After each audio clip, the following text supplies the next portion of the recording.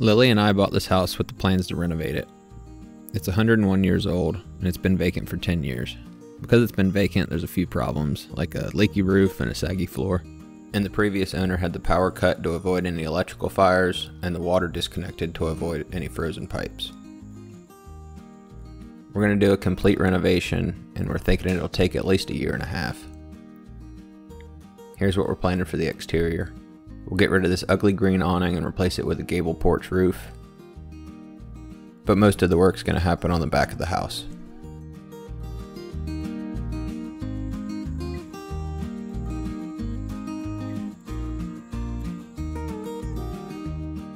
The ceilings on the back half of the house get as low as 6 feet high, so we decided it would be easiest to just demo the back half of the house.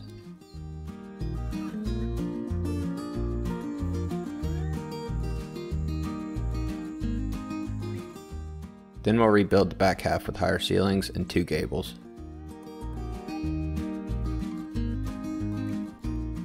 This is what it looks like on the inside. We're going to demo all the walls down to the studs, so we can move some rooms around and then we can run new electric, plumbing, and insulate all the walls.